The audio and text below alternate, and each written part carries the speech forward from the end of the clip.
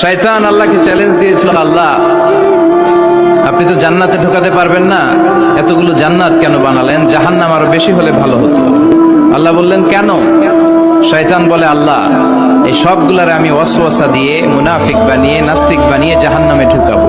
আমি চ্যালেঞ্জ দিলাম, ডান দিক থেকে ধোকা দেব, বা থেকে, সামনে থেকে, পেছন থেকে, নিচ থেকে, রগের শিরা উপশিরায় ঢুকে, মাজরাত দাম যেখান দিয়ে রক্ত চলাচল করে ওখানে ঢুকেও আমি ধোকা দেব।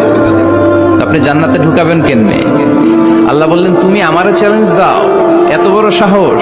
আমি তো সব রাজার বড় রাজা, মহারাজা। চিৎকার করে বলেন ঠিক কিনা? মহারাজার সাথে চ্যালেঞ্জ দেয়া যায় না। তুমি আমাকে চ্যালেঞ্জ দাও, ওকে ডান, আই টেক ইউর চ্যালেঞ্জ। আমিও তোমার চ্যালেঞ্জ নিলাম। তুমি আজীবন ধোকা দিবা, আজীবন তুমি গুমরা করবা, বেনামাজি বানাবা, জালিম বানাবা। কিন্তু আমার বান্দা কোনো তাফসীরুল কোরআনের মাহফিলে এসে, কোন এক ওয়াক্তের নামাজে মসজিদে ঢুকে, অথবা মাঝরাতে ঘুম ভেঙে গেলে তাহাজ্জুদের জায়নামাজে চোখের পানি ছেড়ে যখন ক্ষমা চাইবে, আমি সব গুনাহ মাফ করে দেব, তুই কি করবি?